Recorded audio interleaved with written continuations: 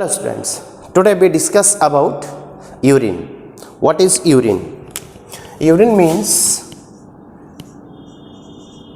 Urine formation process अपन ने कल की थी। यूरिन का फॉर्मेशन कैसे हुआ था? First of all ultrafiltration, second selective reabsorption, third one is the tubular secretion. उसके बाद में जो यूरिन फॉर्मेशन होगा, तो यूरिन एक्चुअल में क्या है वो देखिए।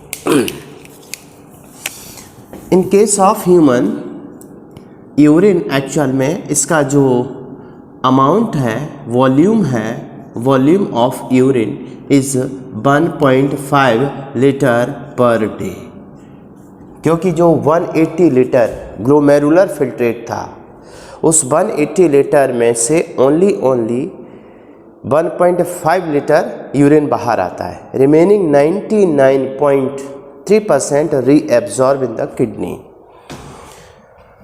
सेकेंड वन, इसका जो वॉल्यूम है, सेकेंड इसमें देखते हैं कि इसका जो कलर है वो कलर कैसा होता है। जनरली अपन जानते हैं yellow colour, but yellow colour why? Yellow colour is due to urochrome और यूरोबिलिन। यूरोक्रोम और यूरोबिलिन की वजह से इसका कलर होता है। सेकेंड वन, जो कलर के बाद इसका जो पीएच है, पीएच कैसा होता है? ये एक्चुअल में 6 होता है, मीन्स एसिडिक पीएच होता है यूरिन का, जबकि ब्लड का पीएच 7.4 है। ब्लड का ही पार्ट फिल्टर हुआ था, उससे यूरिन फॉर्मेशन हुआ, तो pH of the urine is the 6। Next, इस यूरिन में जो फ्रेश यूरिन, जनरली अपन देखते हैं कि यूरिन में एक स्पेसिफिक ऑर्डर आती है, गंध आती है, but fresh urine is aromatic. आप समझ सकते हैं, ताज़ा यूरिन सुगंधित होता है। अब इसका मतलब ये नहीं कि सेंट के रूप में यूज करने लगे, तो एरोमेटिक, इसमें यूरिनॉइड्स होते हैं, उसकी वजह से ये एरोमेटिक होता है। बट अब स्टोर्ड यूरिन, स्टोर का मतलब ये बाहर है, यूरिन थोड़ा स्टोर है, तो इसमें एक स्पेसिफिक ऑर्डर आती है। तो इसमें जो ऑर्डर है, ऑर्डर ड्यू टू, अब ड्यू टू देखिए क्या होता है, इसके अंदर यूरिया होता है। Urea convert into ammonia by the bacteria.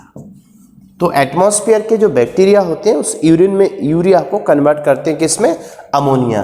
तो order is due to ammonia, ammonia की वजह से ऑर्डर आती है। अब ये जो यूरिन है, इस यूरिन में अमाउंट ऑफ द यूरिया कितना होता है? तो ये बात अपन देखें तो जनरली अपन ने यूरिन का फॉर्मेशन क्यों किया था, बॉडी ने यूरिन फॉर्म क्यों किया था? जिससे बॉडी से एलिमिनेशन ऑफ द यूरिया हो।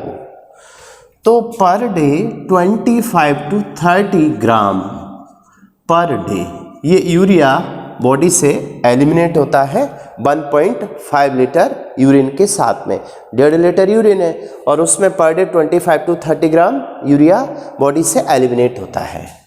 बट जनरली अपन देखें अपने ब्लड में यूरिया लेवल कितना था, तो ब्लड यूरिया लेवल ब्लड में कितना है? ब्लड यूरिया लेवल ये होता है 18 to 40 मिलीग्राम पर 100 ml। ये नॉर्मल अपना ब्लड में यूरिया का कंसंट्रेशन है। इतना ज़रूरी होता है अपनी बॉडी में ब्लड में, क्योंकि ये ब्लड की ऑस्मोलरिटी को मेंटेन करने में हेल्पफुल होता है। सेकेंड वन, इस यूरिन का कॉम्पोजिशन, इस यूरिन में क्या क्या प्रेजेंट होता है।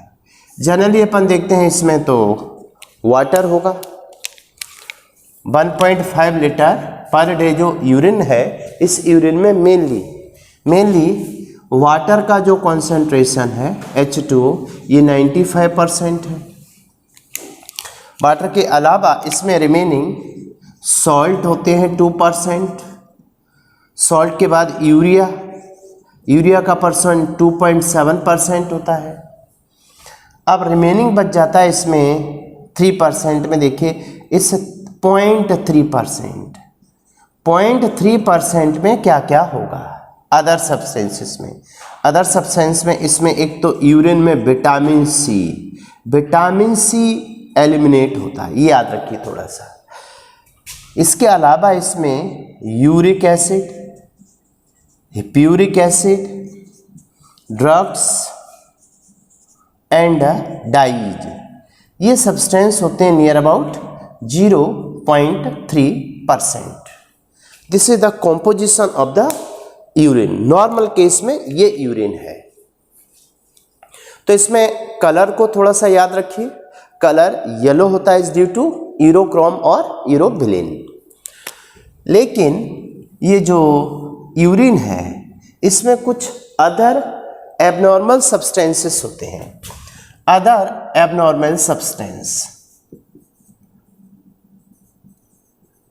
Normal substance in urine. Urine में अदर सब्सटेंसेस देखें क्या क्या हो सकते हैं।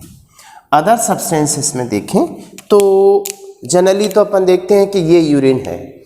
अच्छा, क्या यूरिन में ग्लूकोज प्रेजेंट होता है?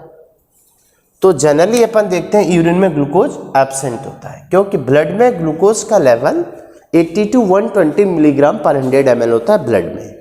अब ये ब्लड फिल्टर्ड होकर ग्लोमेरुल फिल्ट्रेट बनाता है एट द बाउमेन कैप्सूल। तो फिल्ट्रेट जो बाउमेन कैप्सूल में है उसमें ग्लूकोज का लेवल और ब्लड में ग्लूकोज का लेवल सेम होता है, ये क्वेश्चन आता है। उसके बाद बाउमेन कैप्सूल से नेक से प्रॉक्सिमल कॉन्वोल्यूटेड ट्यूबल पीसीटी में ग्लूकोज का मैक्सिमम एब्जॉर्प्शन हो जाता है और नेफ्रॉन के किसी पार्ट में नहीं होता। पीसीटी में 85% एब्जॉर्ब होता है ग्लूकोज। अब remaining 15% glucose used in the metabolism of the cells of nephron की सेल, क्योंकि उसको एक्टिवली काम करना पड़ता है। पीसीटी में माइटोकॉन्ड्रिया ज़्यादा होते हैं, तो cell of the nephron use करती है उस रिमेनिंग 15% का। तो usually glucose absent in the urine, but glucose का लेवल 120 से 180 तक हो जाए तो इसको बोलते हैं हाइपरग्लाइसेमिया। हाइपरग्लाइसेमिया वाले केस में भी ग्लूकोज एब्जॉर्ब हो जाता है 180 लेवल तक। तो ये किडनी का थ्रेशोल्ड है कि वो 180 तक ग्लूकोज को एब्जॉर्ब कर सकती है। मोर देन 180 हुआ तो ये 180 तक ब्लड में ग्लूकोज का लेवल बढ़ना, दैट इज कॉल्ड हाइपरग्लाइसेमिया। तो हाइपरग्लाइसेमिया वाले केस में भी ग्लूकोज एब्सेंट होता है। बट ग्लूकोज का लेवल मोर देन 180 हो तो थ्रेशोल्ड लिमिट से बाहर चला गया, फिर किडनी इसे एब्जॉर्ब नहीं करेगी, नेफ्रॉन्स में पीसीटी में एब्जॉर्ब नहीं होगा। इस केस में ग्लूकोज यूरिन के साथ एलिमिनेट होगा।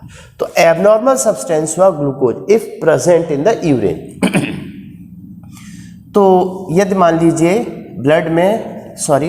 यूरिन में ग्लूकोज प्रेजेंट है, if glucose present in urine, that is called glycosuria. तो ये कंडीशन एबनॉर्मल है, glucose appear in the urine is called glycosuria. पहला केस हुआ। दूसरा, यदि मान लीजिए इस यूरिन में प्रोटीन प्रेजेंट है। प्रोटीन भी जनरली प्रेजेंट नहीं होती है, बट कुछ एबनॉर्मल केसेस में, जैसे आगे पढ़ेंगे ब्राइट डिजीज, इसमें जो बाउमेन कैप्सूल है उसकी जो विसरल लेयर थी पोडोसाइट, उनके बीच का गैप 25 नैनोमीटर है, वो गैप इंक्रीज हो जाता है बैक्टीरियल इन्फेक्शन से। जब वो गैप इंक्रीज होगा तो प्रोटीन लीक होती है ब्लड में, ब्लड से प्रोटीन लीक होके फिल्ट्रेट में आ जाती है और यूरिन के साथ अपीयर होती है। वो एबनॉर्मल केस है, दैट इज कॉल्ड प्रोटीन्यूरिया। तो ये केस क्या कहलाता है? प्रोटीन्यूरिया। इसको प्रोटीन्यूरिया कहते हैं। थर्ड वन, मान लीजिए इसमें ब्लड प्रेजेंट है, यूरिन के साथ में ब्लड आने लगा। कुछ ऐसे केसेस होते हैं जिसमें इन्फेक्शन किडनी के अंदर हो जाता है, या फिर किडनी के अंदर इन्फेक्शन नहीं, यूरेटर में इन्फेक्शन है, जैसे यूरेटर में स्टोन आ गया तो उस केस में ब्लड आने लगता है यूरिन में। But presence of blood in urine में प्रेजेंट हो रहा है, this case is called heme, blood is equal to heme. तो इसको हिमेचूरिया इसे हेमेक्चूरिया कहेंगे। हिम मीन्स ब्लड, यूरिया से रिलेटेड यूरिन टर्म आया यहाँ पर, तो हेमेक्चूरिया। फोर्थ, कभी कभी यूरिन में कीटोन बॉडी प्रेजेंट होती हैं। कीटोन बॉडी में क्या होता है? कीटोन बॉडी जनरली एब्सेंट होती है, बट जब फैट मेटाबॉलिज्म या पेशेंट स्टारवेशन में जाता है, भूखमरी में जाता है, बहुत ज़्यादा लंबे टाइम तक भूखा रहता है या फास्टिंग केस में जाता है, तो ऐसे में क्या होता है, बॉडी के अंदर प्रोटीन के बाद सबसे पहले तो कार्बोहाइड्रेट होता है मेटाबॉलिज्म में, उसके बाद बॉडी एनर्जी लेती है फैट से, तो फैट के इनकम्प्लीट मेटाबॉलिज्म से कीटोन बॉडीज एक्सक्रीट होने लगती है यूरिन में, that is called ketonuria. Ketonuria नाम देते हैं इसको। तो यहाँ पर अदर सब्सटेंस भी यूरिन में आ सकते हैं, उससे रिलेटेड टर्म है। ग्लूकोज आएगा तो ग्लाइकोसूरिया, प्रोटीन आएगी प्रोटीन यूरिया, ब्लड आएगा हेमेक्चूरिया, कीटोन बॉडी जाएंगे कीटोन्यूरिया। और भी बहुत सारे केसेस हो सकते हैं। बस मान लीजिए ऐसा केस है जिसमें यूरिनरी ट्रैक्ट में इन्फेक्शन है, कोई एसटीडी है या अदर डिजीज है, तो इस केस में या मैकेनिकल इंजरी है कोई, तो ऐसे में क्या होता है, यूरिन में पस आने लगता है, इन्फेक्शन हो गया है ट्रैक्ट में, तो पस को बोलते हैं पायो। पस इज इक्वल टू पायो, यूरिन में आ रहा है पायो यूरिया, इसके लिए टर्म क्या आता है, पायो यूरिया। तो सिंपली टर्म है, ऐसे बहुत सारे टर्म आ सकते हैं। दूसरा एक क्वेश्चन और दिया गया, ये तो रिलेटेड टर्म थे। अब इसमें कभी कभी देखिए क्या क्वेश्चन आ सकते हैं यूरिन से रिलेटेड। पहला क्वेश्चन पूछा गया इसमें, urine term urine term proposed इन, यूरिन टर्म को कहाँ देंगे भाई? यूरिन का फॉर्मेशन नेफ्रॉन में हुआ, नेफ्रॉन के 5 पार्ट हैं, लास्ट पार्ट डीसीटी है, डीसीटी के बाद में यूरिन जाता है, फिल्ट्रेट जाता है किसमें, कलेक्टिंग डक्ट में, तो फाइनली एब्जॉर्प्शन कलेक्टिंग डक्ट में हुआ। उसके बाद डक्ट ऑफ बेलनी है, डक्ट ऑफ बेलनी सबसे बड़ी कलेक्टिंग डक्ट होती है, 10 mm इसकी लेंथ होती है। तो urine term first urine term question ऐसा आया, सबसे पहले यूरिन टर्म कहाँ दिया गया? प्रपोज्ड बाई नहीं, proposed in means which one part of the nephron.